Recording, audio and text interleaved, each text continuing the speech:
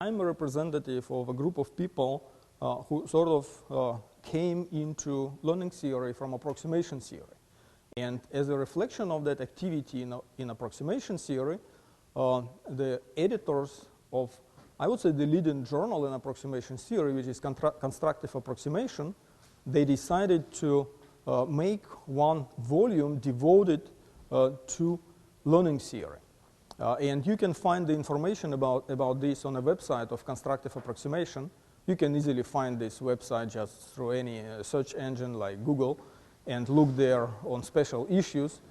So there will be information, but let me just give one piece of that information, that the deadline is very close. This is September the 1st. So, and we want to make that volume sort of diverse. So everybody is welcome to look at this and submit a paper and so on. So this is something not directly related to the talk, but now let me proceed to this talk.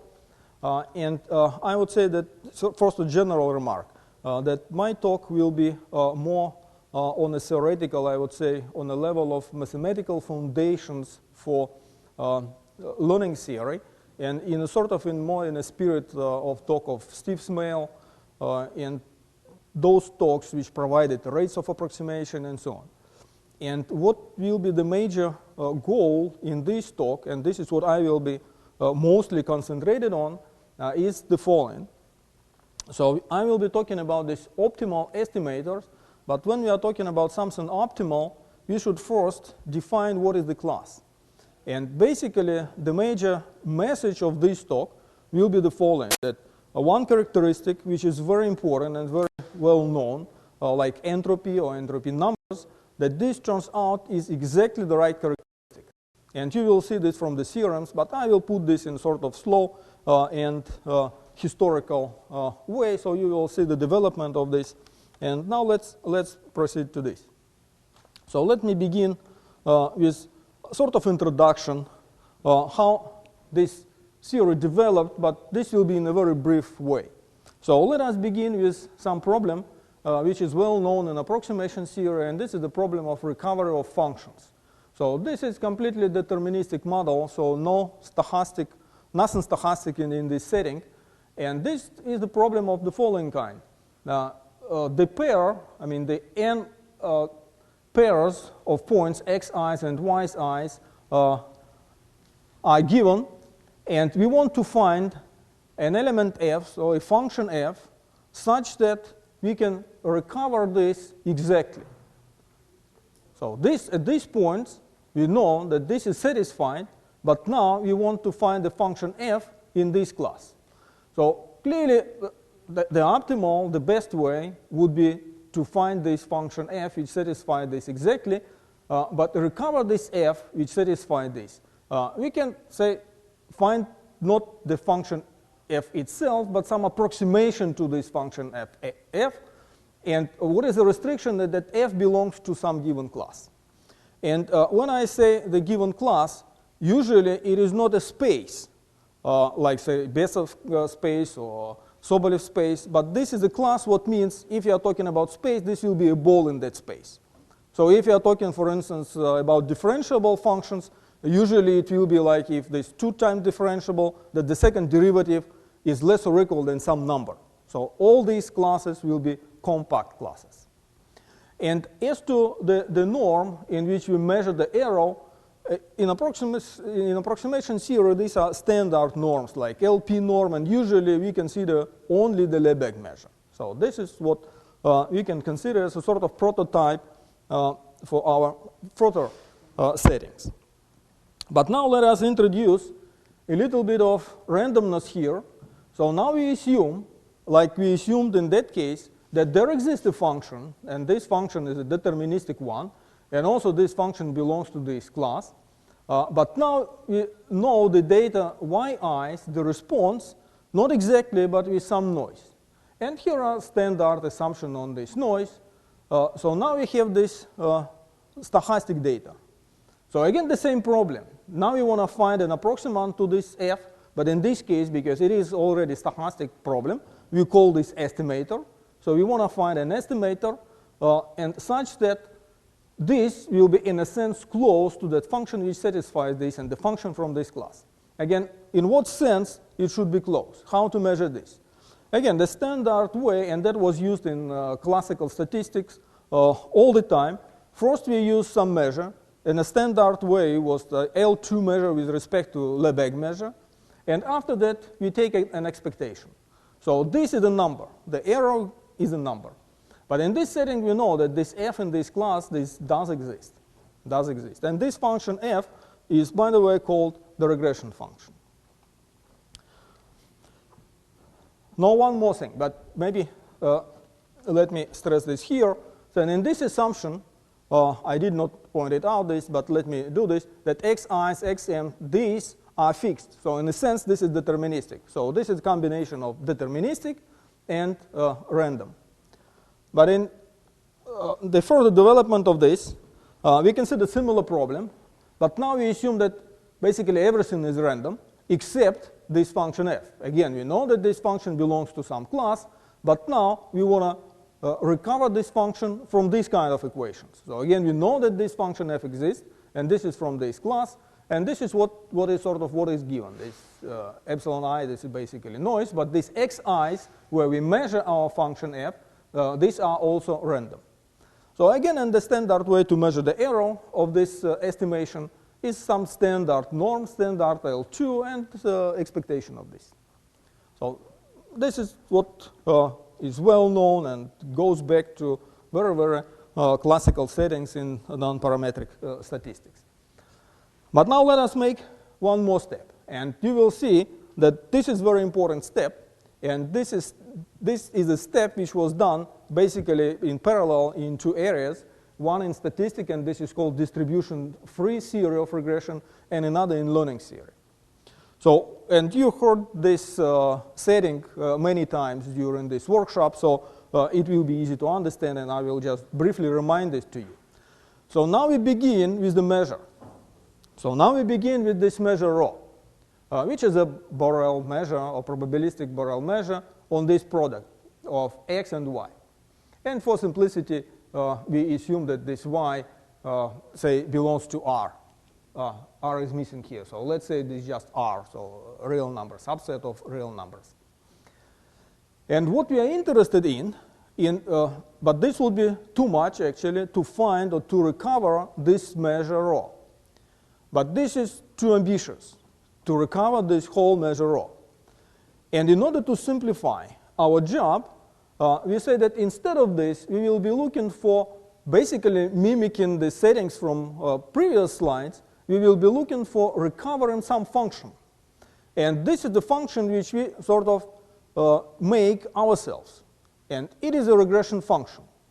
And the justification for this is the following, that if you look at the arrow, this is our arrow. We define this arrow for this f. So f is given, and now and rho is unknown, but it exists. It's something which is the major actually interest of our problem. If you look at this arrow, so we can ask the question, which is the one which minimizes this error? And it turns out that this one, the regression function, is exactly the one. And another meaning of this f rho is that this is the average. Basically, for fixed x, it is the average. It is the expectation of y's with x fixed. So somehow it is natural, and basically this is the corollary of the specific form of this arrow, because it is in L2, so we get this nice formula. And this function is called the regression function of this measure rho, and we will concentrate on studying this function f rho. This function f rho. So, and this is a regression, a real regression, because instead of that measure rho, we are studying just something what is sort of functional from this measure rho. Now, and a very important new ingredient in this setting, and this will be also the point in learning theory, that instead of standard measures like L2 with respect to Lebesgue measure, now we measure this in terms of L2 rho x, where rho x is the marginal measure associated with this unknown measure rho. And now it is understood that this is something which is very natural, because this is what is behind the problem. So why should we consider there are many other points that we could be interested also in some other norms, and one of these examples was given in Steve Smale's talk, like the reproducing kernel Hilbert space norm and so on. But this is another point. But first, we begin with the most natural for this problem error, which is L2 rho x. One can say, okay, you evaluate this in L2 rho x, but if I give you two functions, how can you calculate this if you do not know this L2 rho x? So in this sense, all these results will be measured in L2 rho x. They, from the very beginning, have sort of theoretical flavor, because we guarantee that in theory, in this L2 rho x, which is not known to us, but say some estimator is good or optimal or whatever. And now the next question, when we have already decided what should be the natural measure for us, to measure, the next question is what to do with this randomness, how to get rid of this. And we take an expectation. This is standard. Again, this is the setting from distribution-free theory of regression. But now when we have a characteristic which gives us the error for a given estimator, so estimator is given, this gives you a number. So now you want to optimize. In this setting, this optimization is very similar to the setting in approximation theory. So when we have a sequence of numbers, or the numbers which depend on this f hat, we can formulate the optimization problem. So if you have a class, so now this is important step. This is important step. So when we are talking about this measure rho, there are different ways to go. One way, if you want to do something meaningful, clearly we need to assume something about this rho.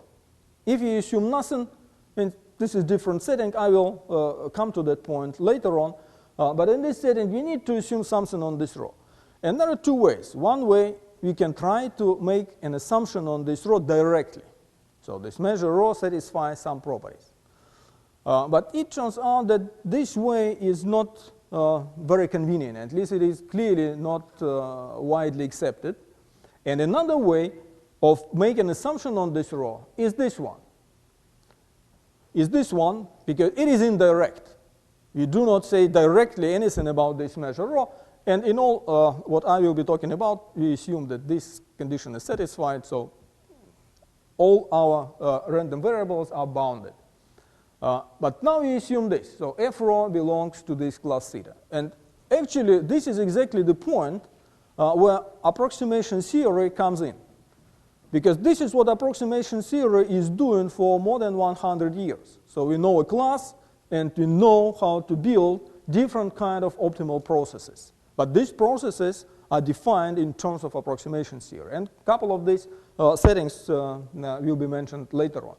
So, but now when we have this is typical minimax problem or optimization problem, whatever. So for this function class, what we do, we take what is the worst case actually, worst case scenario. So we have our estimator, which depends on data.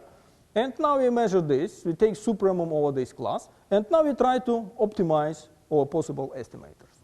So this is the minimax approach. Later on, we will make something more complicated. So this is sort of simple and standard setting, and there are a couple of results. I will not go too much in the history here, but we'll just mention a couple of these results. So that was sort of definition of distribution-free regression theory. And the setting in learning theory is very similar to that. So now we again, and this 2C is refers to distribution-free setting. So now we are given this data, and we are looking for estimator. In this case, we use the notation F without hat, but with the Z indicating the dependence on this data, and this is stochastic. So this estimator is stochastic. And the one which approximates F rho in a good sense. And actually in that sense which I described before. And I put this in parentheses instead of F rho or its projection. It is important, but I will, if I have time, I will return back to this at the end of this talk. So this will be a different setting. But now let's just look at this. So with high probability, because everything is stochastic. But now what is the point? So instead of looking just at expectation, we will try to control the probability distribution of this arrow. So clearly it is more difficult problem, but you will see from the theorems which I will present that going this way, we are able to find some, I would say, new phenomenon which you cannot see studying only expectation. And the phenomenon will be, which is called phase transition. And this can be detected only by looking at this distribution, the probability distribution function. So, and this is the notation, and this is what we will be looking for. So we take this z, which are in a sense bad z. So the arrow is big, eta is parameter, and we measure this. So this is the measure rho m, and this is defined on Zm, so on the direct product of these spaces z's and n copies of them.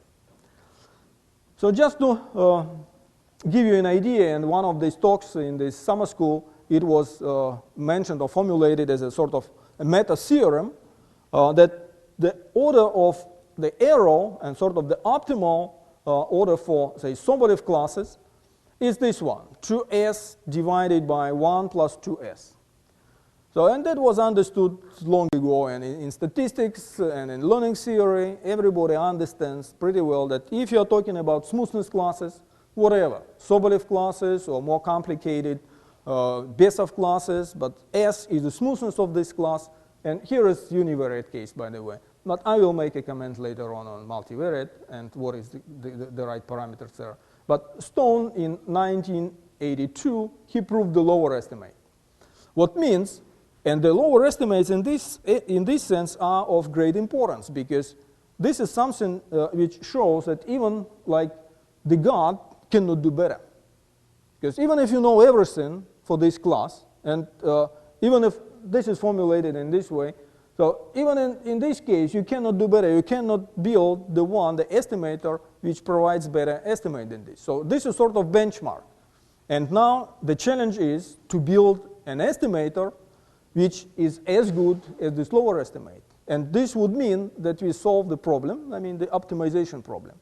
So the next step would be to build an estimator which provides this good arrow, and in addition has the least of good properties. For instance, being online, being practically implementable, and so on and so on and so on. So I will stop in this talk only at the step after this first step, to be theoretically optimal, to provide the best approximation. So this would prove actually that the lower estimate like this is the best one. So you cannot improve this lower estimate.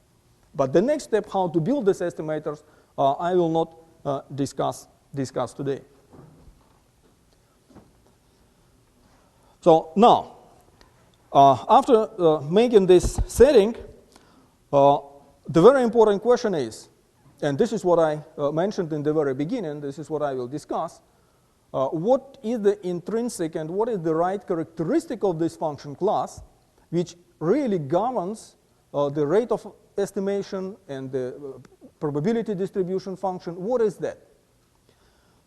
And I will formulate this in terms of the entropy numbers, and I will give and explain this definition just in a minute. But I should say that this idea that sort of the size of the class, but size should be understood in a proper way, this is the major characteristic which is behind. But how to understand, and in what sense, in what, say, for instance, Banach space to measure these entropy numbers, it is sort of question, but I will give the answer to this question in later theorems. So, and this is what I want to repeat again. So it turns out that this characteristic of a class, which is sort of the measure of class, is the very important one. So let's look at this definition. So what is that? So we have this class theta, and this class is a compact set of some given Banach space. So I give this in this kind of generality. So what is this? So this is the minimal epsilon such that there exists 2 to the n. So parameter n here and 2 to the n, the number of points 2 to the n, in this same class with this property, that theta can be covered by the union of the following balls. Fj is the center of this ball, epsilon is the radius of this ball, because ub, by the definition, this is the unit ball of this Banach space. So in a sense, let me put this here on a picture. So in a sense, when we are talking about entropy numbers, what we are doing, so we have this class theta, and we are approximating this class by discrete set. And actually the point here is to approximate this theta with given accuracy with the smallest number of points. So in other terminology, the smallest number of this with epsilon given, which covers, these are covering numbers. So, and this one is sort of dual, and it is more convenient for me to formulate all the results in this one, in terms of entropy numbers. As to entropy numbers, is it clear? I think for the majority it's a well-known concept, but let's go ahead. And also, and this will be more like historical interest, another characteristic of the set, and which goes back to Kolmogorov, and he defined this Kolmogorov width in 1935, so 70 years ago. It is another characteristic which also measures the size of this set, but in a different way. So let me explain this. The definition is written here. I'm not sure that everybody sees this, but let me just explain in words. So if the entropy numbers are approximations of the set by a discrete set, then what is simple in the sense of number of points in that set? But another way to approximate sort of complicated object like our compact theta by something simple is to use finite dimensional linear subspaces. And this is actually exactly what the Kolmogorov width is about. So we are taking all kind of n-dimensional linear subspaces in this space. We take the epsilon neighborhood of this subspace, and we look for minimal epsilon. Actually, it is not written here, but minimum epsilon such that this compact theta is in that epsilon neighborhood of this linear subspace, n-dimensional linear subspace. So there is a relation between these numbers, but I will not go in more detail, but just say in general that one can think that the entropy numbers in the same space and the Kolmogorov numbers are related in a way that these are always less than this. It does not hold for each n, but in general, this is the case. This is the case. So if this decay, for instance, like this also decay in the same order. This is what is known. So we will be playing with these two characteristics, but now let us proceed to one more definition, and let me maybe make this point here. Because I gave the definition of the entropy numbers in arbitrary Banach space. But what we will be working with is basically just two Banach spaces. One Banach space will be the set of continuous functions. And this is sort of natural. This is sort of natural because when we are talking about evaluations at particular points, it is something what is natural, the set of continuous functions. But what is also natural, and you will see later on that in a sense even more natural, is this. Because remember that we want to measure the error in L2 rho x. So the natural question is, why don't we impose the restriction on this F rho also in terms L2 rho x? And it turns out that this way allows us to enlarge the class for which our theorems hold and find actually the explicit optimal rates for these classes. So, and this is another condition. So this is 1.3, and remember 1.2 was for Kolmogorov width, and 1.1 was the similar one, but with uniform with C norm here. And this is just a remark what I already mentioned, that we always assume that our random variables are bounded, but say bounded in this way. Bounded in this way. So I will discuss two settings. One is the proper function learning, and another will be the improper function learning, what actually refers to the projection learning. So in this case we assume that function f rho, so if you look at the formulation, that the function f rho, the regression function, belongs to the class. So, and now I will give you some theorems. Maybe I will do this in a sort of brief way, going through this. And these theorems will give us the upper estimates. The upper estimates for the errors, or actually for distribution, for probability distribution function for this.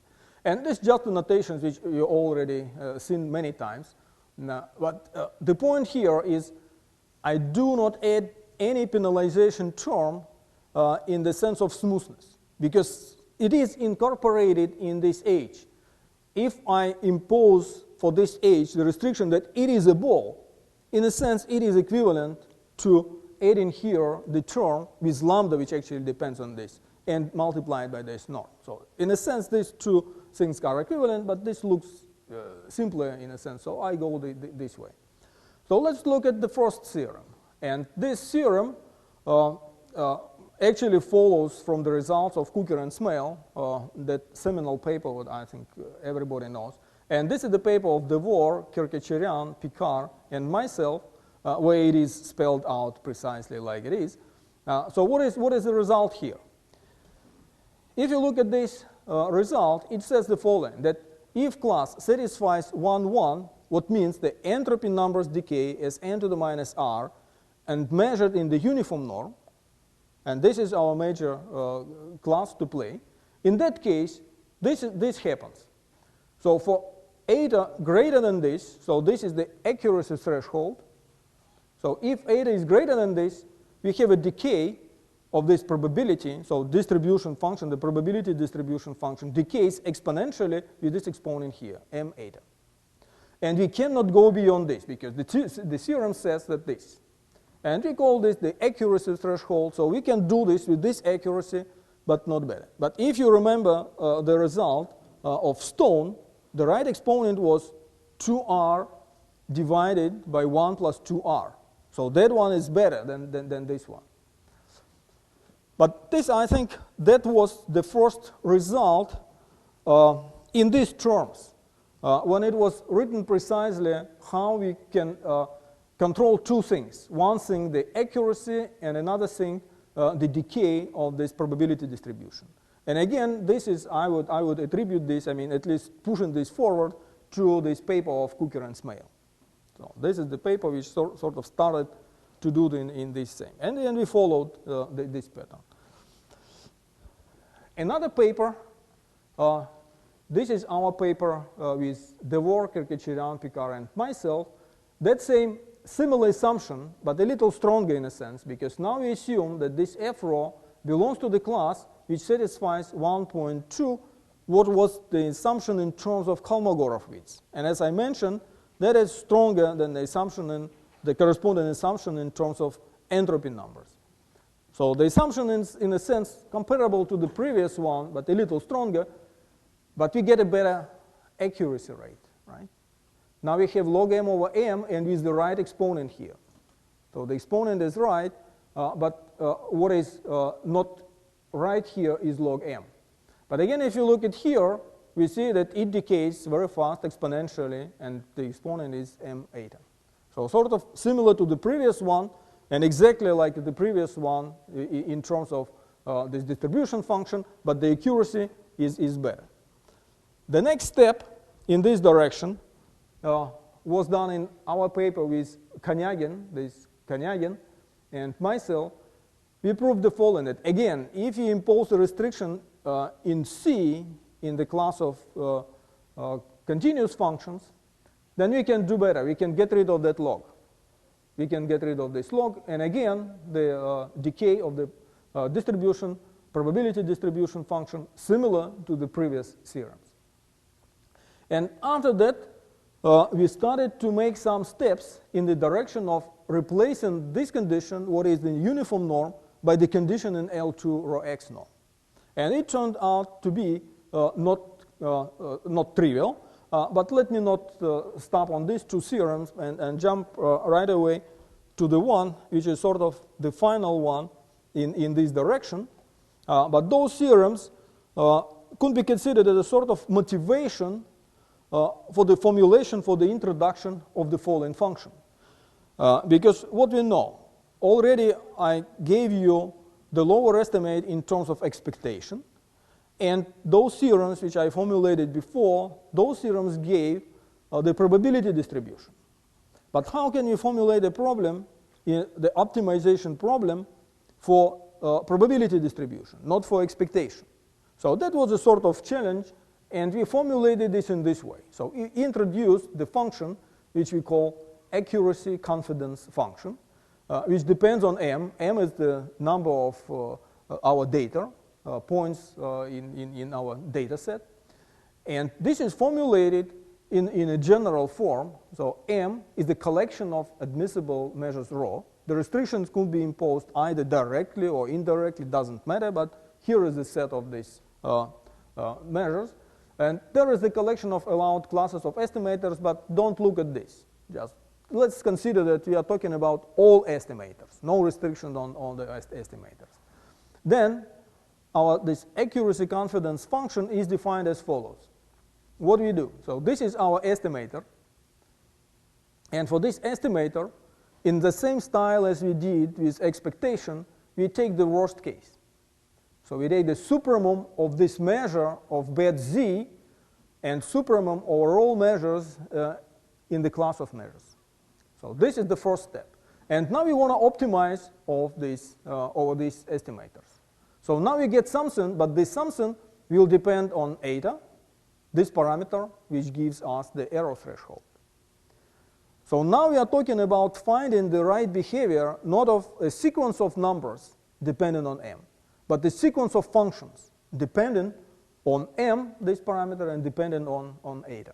So this is more challenging and more precise in a sense. So if you know this, we can get the estimates for expectation also. And here is the theorem. Here is the theorem which sort of adds up everything what was before in the sense of upper estimates and incorporates lower estimates from our paper which I already mentioned, the Worker, Kacherian, Picard, and myself. So let's look at this theorem now. So this is in a sense final theorem in this. So what is the meaning of this theorem? Let's look at this and read what is written here. First of all, the definition of the class. The definition of the class. So this theorem will work for any marginal measure. Any fixed marginal measure is okay if we have this property. So what is our theta? So we consider the class of all measures rho, and theta is some function class which satisfies the condition 1.3 actually, but a little stronger because we require that this exactly of this order, but in L true mu norm. And we consider all measures rho such that the marginal measure is this given as this fixed measure mu. For instance, it could be Lebesgue measure, but could be any. Could be any. Any fixed marginal measure is okay for this theorem if we have this property. So, and this is the major assumption. So now we assume that the entropy numbers behave in this way. So this is the characteristic, and this is what I claim is sort of very important and intrinsic characteristic of this class. Because what follows, let's look at this and see. So if you know this, then we know basically everything. That we know that there exists this pair of numbers which depends on m, eta minus and eta plus, with the following properties. Both of these sequences of this order. And this is the right order, because that was 2r, but that was the square of the norm. And here we are talking about the norm, so this is just r. So the right accuracy. And we have the following property. This function ACM for eta, which is less than this threshold, it is greater or equal than some positive number, which does not depend on m. So this means that does not make any sense to go beyond this accuracy, because our confidence will be very, very limited. It definitely does not go to 1. This is one thing. But after we go beyond this point, which is actually of the same order of this one, in that case, we can estimate the accuracy confidence function from below and from above by basically the same expressions. The constants here may be different, but the dependence on m and eta in both cases is the same. is the same. So this means that if you are talking about some class and even measure mu is given, this shows that one thing, you cannot do better than this. You cannot do better than this. You cannot go beyond this. And also, there exists an estimator which can use the information about this mu, which provides exactly this order, in this sense and in this sense. So now, what is that phase transition, what I was talking about? If you look at these expressions, we have the following, that below delta naught, we have, for this function, we have this greater or equal than constant, delta naught. But now, when we go for eta greater than eta m plus, which is of the same order, the arrow drops down in the sense of this probability to the following, e to the exponent, which depends on m, and this will be m to some exponent. If you substitute it here, you will have that this will be m to the exponent 1 over 1 plus 2r. So from the constant, it drops down in a very small interval to almost 0. So this is the phase transition phenomenon, which you clearly could not see if you just measure the expectation, because everything is averaged and you cannot see that. So that was for proper function learning. So the conclusion from that was that if you know that characteristic of a function class, again an unknown measure of x, but this could be your assumption. So if this is the class, you know everything. You know the accuracy, you know the probability distribution. And I would say that for us at least, and this is something similar to the settings in approximation theory, that we want to find the optimal rates. And this is, in a sense, the solution of the problem. So now we know that this is a characteristic. If you know this property, I mean the class satisfies that we are done. So we know everything. Unfortunately, in this setting, we do not have that complete result. But now let me talk a little more about this other setting. So what is the major, I would say, new flavor of the learning theory settings is the following, that we do not assume, and at least try to make as mild assumption on this rho as we can. For instance, we always assume that absolute value y is less or equal than m. So this is one assumption. But in the proper setting function, our assumption on this rho was indirect, but also sort of a serious assumption. And when we are talking about this proper function learning, we assume here that f rho belongs to this class theta. And it could be justified, could be not. But clearly, it is an assumption. It is indirect, but it is an assumption. But there is another way, and in this way, we will not assume anything on this rho except what I said, that absolute value y is less or equal than m. But in this case, if you assume nothing, it is more or less clear that we cannot prove anything meaningful. So we should do something. But the assumption here, the restriction here in this setting, which some people call this projection learning, is the following. So now the sort of assumption is moved from rho to another side, to a class in which we are looking for approximation. So just think about the following example. So you are studying some signals, and you know that some phenomena which you are looking for should occur in some specific segment of frequencies. So you know that, for instance, this frequency is between like 10 and 15. So in that case, it does not make for you to recover the whole signal, because anyway you will be looking at just that window between 10 and 15. So why not to project on exactly that subspace? Or if in addition you know that the amplitude should be bounded by something, so it will be a compact set, but in this subspace, and you should project and just approximate that projection. And actually this little trick allows us to get rid of any assumption on rho. So to visualize, it will be the following. So in this case, in proper function learning, this assumption means that our function f rho is somewhere here. So we are looking for this function f rho, and it is within the class. But if we are talking about improper function learning, or like it is in here, projection learning, this means that function f rho could be here, could be somewhere here. And now we will be talking about the projection of this on this class, and in this we use the notation not to confuse with this. Instead of W, we use the notation for this class. Instead of theta, we use W. So now we will be approximating by elements from this W, but we will be approximating the projection, what is f rho W. But remember the following, that this cannot be reduced directly to the previous setting, because all our data, xi's and yi's, are governed by measure rho, not by a projection. So in this sense, the projection is sort of extra step.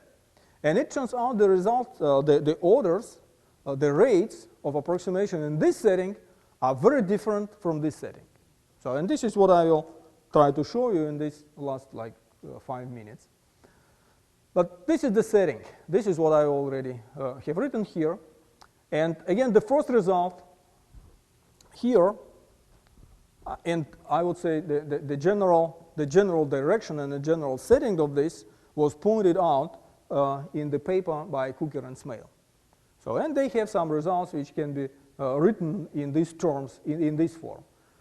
So if we assume that this W and rho satisfy, I mean, this, again, this 1, 1 is a condition on entropy numbers in terms of uniform norm. So if this condition is satisfied, we have this result. So accuracy is like this, and the probability distribution is like this. But let us concentrate on just this accuracy and forget for a minute about this. So it is done, so we know in some cases the right behavior of this, but now let's concentrate just on this. If you compare this to the similar result, the theorem, the first theorem for the proper function learning, in that case it was 1 here. Again, similar result from Cooker and Smale and this paper, it was 1. So it is already in this, at this stage, it is clear that this is not as good as that one. But this is, again, this is just an upper estimate. And here are some results. And let me just, again, mention 2 of them. And after that, I will show the corresponding lower estimates. So what this result, what this theorem says. So under the assumption that this class satisfies 1, 1, that means that same condition in terms of uniform norm, then we can guarantee this decay of probability distribution. But now let's look at the restriction on this eta. If you look at this restriction, you see that for r greater than 1/2, this is one and the same restriction, what actually means that eta should be greater or equal than 1 over square root of m. So first of all, this means that in this upper estimate, it is an upper estimate, we have a saturation property. So at least with this estimator which we have, we cannot go beyond this, 1 over square root of m. In the case of proper function learning, we know that we can do this. We can go up to 1 over m. Because here we are talking basically about the square of the error, square of the norm. But in this case, at least this theorem does not give any progress if you increase this r. So this is the saturation. So the clear question is, and I will give the answer to this question, if it is sort of in the nature or just this is sort of deficiency of this method of approximation. It turns out that it is in the nature. And now for r less than 1/2, this part of the theorem provides the arrow. And this arrow is written like this. So this basically means that eta should be greater or equal than m to the minus r. M to the minus r. Again, the order is different from what we had in the case of proper function learning.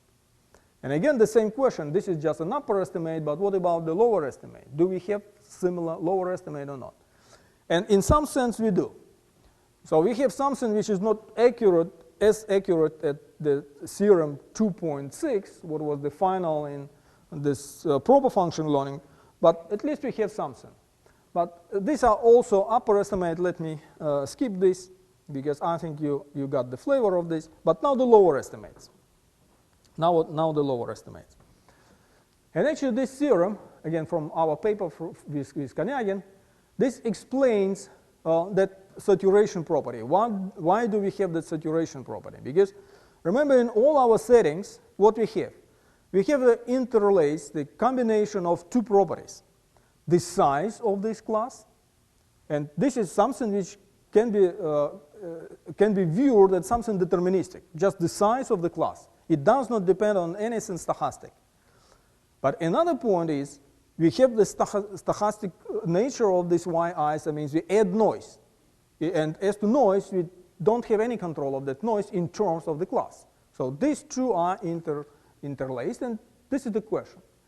But it turns out that in that bad behavior, in that saturation property, what is responsible for that is a stochastic component. So in a sense, the size of the class does not play any role in that. And here is the answer. This is the theorem. Let's look at the theorem, and probably I will stop. So what we look? This theorem claims that for two constants, there exists a class consisting of just two functions. So the simplest one. We cannot take just one, because if one, everything will be trivial. So the first non-trivial class, which consists of two functions, can be used for making this counterexample, for making this lower estimate. And now what does this theorem say? That for every m and every eta, there are two measures such that for any estimator from this, with this property, we have for one of these measures is this lower estimate. So we cannot beat this for this particular class, which consists of two functions. So what means our estimator with high probability confuses these two functions.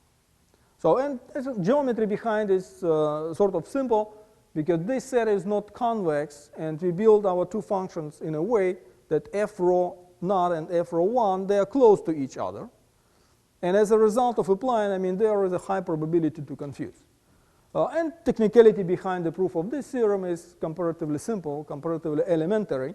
So comparing, for instance, to what was in theorem 2.6, this proper function learning, the lower estimate is clearly much more involved and much more serious one. This one is not that complicated. But anyway, we have different behavior. We have different rate of approximation in this setting, in projection learning setting, comparing to the proper function learning.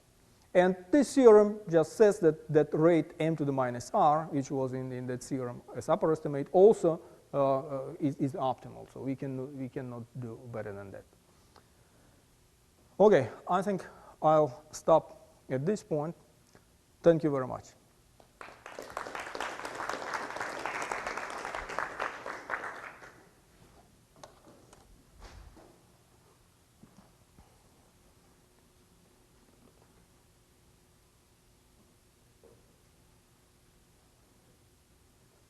It looks like no questions. Yeah, there is one. This last result is kind of a little surprising.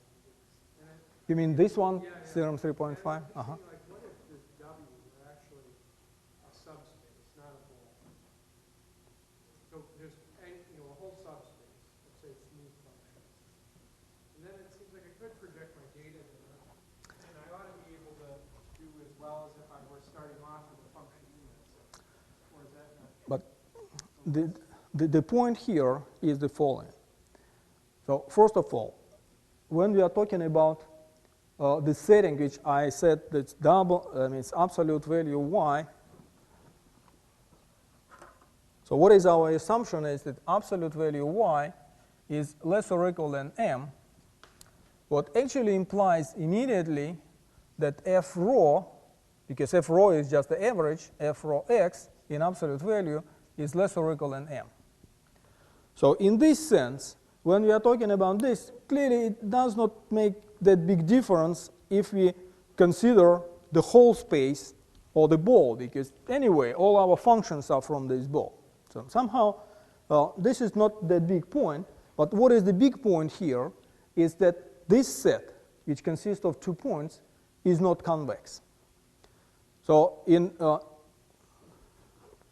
some other examples, in some settings, and I think it is an interesting open problem, so if in addition to the size, like in this case, this is lower estimates, the size is very simple, but if you return back to the upper estimate, the size is governed by the decay of entropy numbers, but no geometrical restrictions at all. But in this case, if you add the restriction, for instance, assume that the class is convex, you get beta rate. And this will be of different form. It will be R over 1 plus R. So there will be no saturation property anymore. So, and this is very interesting. It's not quite understood. But I think it is very interesting to go in that direction and understand what is the interplay between geometry and the size. And I think what you mean is exactly this, the geometry. So is it something like these distributions, row 0 and row 1, it's sort of clumping the mass in some strange way that gives rise to this phenomenon? In this case, this is just the following. You use the Bernoulli scheme, and one row not, for instance, it gives 1 with probability 1 plus this eta, I mean, properly chosen, and another the opposite, it gives -1. So, and this is why it is easy and this is sort of, in a sense, elementary. You just use the property of the Bernoulli scheme and write some the combinatorial stuff, and you get the result. Yeah, so in this sense, this is not deep.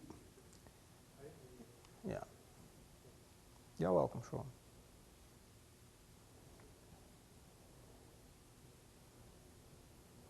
Okay. Thank you again.